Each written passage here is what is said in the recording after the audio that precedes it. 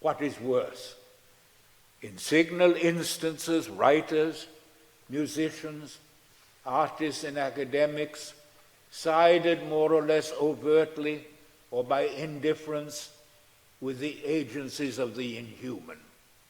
Goethe's garden is a few thousand yards from Buchenwald. Heidegger lectured on Hölderlin. Sartre regarded occupied Paris, I quote, as perfect for literary and philosophic production, end of quote. In short, when we invoke the ideals and practices of the humanities, there is no assurance, you touched on this in your most generous introduction, there's no assurance that they humanize. My sense of the question simply torments me. I use the great phrase of the American poet Wallace Stevens, supreme fictions may enable us to forget the cry in the street. I come from a seminar in the afternoon having taught, let's say, the third and fourth act of Lear. I'm completely enveloped in the tortures of Cordelia and the cry of Lear, never, never, never, never, never.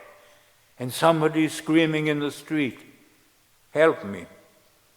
And I don't hear it. In some mysterious sense, I don't hear it. This haunts me. A second major factor may relate to the democratization of higher education, to the accelerating extension of university entry to virtually every order in society. Yes, human potentialities are indeed widespread. Yes, they are far too often suffocated by economic injustice and discrimination. Ladies and gentlemen, the faculties of the human mind, its potentialities, are not infinitely elastic. Sorry. Talent, let alone genius in the arts, is enigmatically rare and unpredictable. So it is in the gymnastics of the brain. The number of women, of men and of women qualified to respond to a chorus in Aeschylus, to categorical proof in Kant, to a Duino elegy in Rilke, may be larger than hierarchical reactionary ideologies assume. It is not, however, limitlessly large. The sciences have no hypocrisy about this. We do. We humanists lie to ourselves continually. The sciences say, sorry, you can't do an equation of the fifth degree, sorry, goodbye. Become a banker. You don't survive a first-rate science course of the first year if you don't know how to do the damn things. They don't bluff. They can't bluff. They're not going to lose their time with bluffing.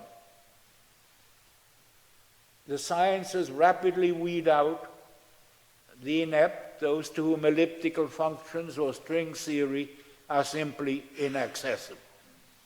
There is no egalitarian contract, no democratic agreement with transfinite numbers, believe me.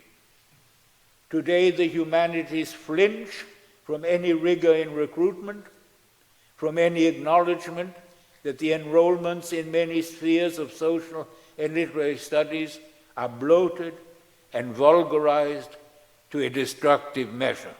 It has become almost impossible to get rid of students totally unqualified to take your class. It has become almost impossible, administratively, politically, ideologically. Our science colleagues have no such problems. They know what they're doing, and they say, sorry.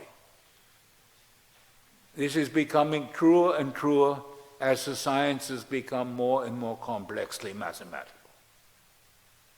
There may, in the final analysis, be a structural element in our crisis. We noted the theological origins of our Western universities and that the emancipation from theology has left a kind of emptiness, a disabling void. Cardinal moves in academic teaching and research were grounded in theological assumptions of authority, auctoritas, that beautiful word, of textual precedent and reference, of tradition.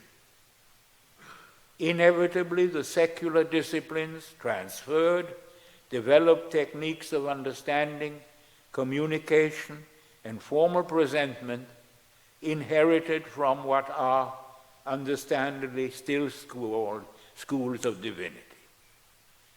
But the substantive legitimation, the underwriting, that's a very powerful word, to underwrite something, to reinsure.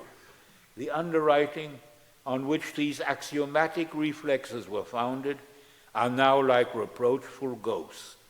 They can no longer provide reinsurance. In the beginning was the Word, the Logos. From it evolved humanistic literacy. When that word is no longer audible, the ontological foundations of philosophic, literary, and historical studies are broken.